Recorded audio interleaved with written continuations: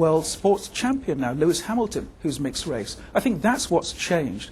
Britain has changed. And so the idea of black leaders, and we still need more in business, in schools, but the idea of a black person leading an organisation, and indeed maybe even leading the country one day, I think now is acceptable to the British people. And I would say that France is, as a country and politically, is more to the right of Britain. Would you agree with that?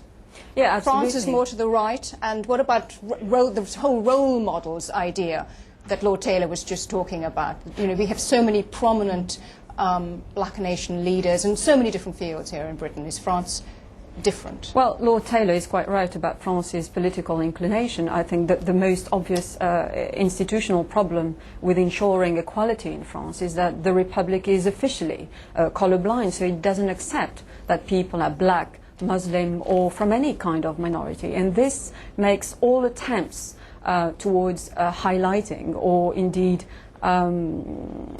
remedying underrepresentation of minorities extremely difficult. Another obvious structural problem is that elite organizations in France, such as l'ENA or Sciences Politiques, the National School of Administration, or the Political Science Institute, which constitute a springboard for a serious political career, are very white.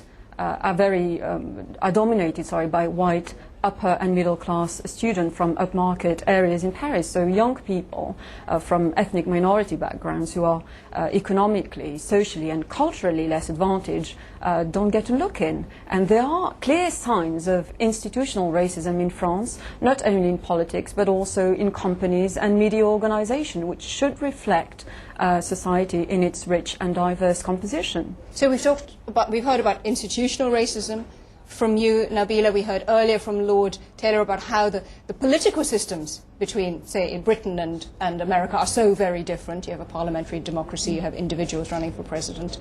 But what we haven't really addressed so far is this thing about the racism of individual voters. What happens when a voter goes into the booth and puts the cross against the name, which dogged the fear and really upset people in the run-up to Obama's victory? It turned out it wasn't a fear. What about that here in Britain, do you think, Lord Taylor? Well, I think these barriers are breaking down. If you look at Britain, 1 in 8 of all children under 5 is mixed race now. There's more intermarriage than there was many years ago. So those barriers are naturally breaking down.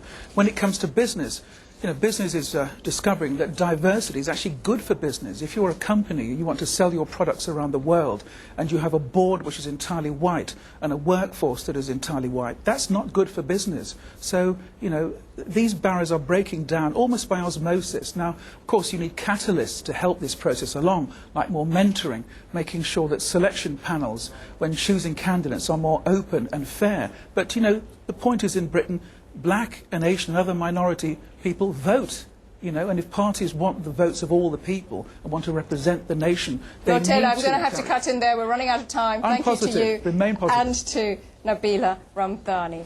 This is World News Today.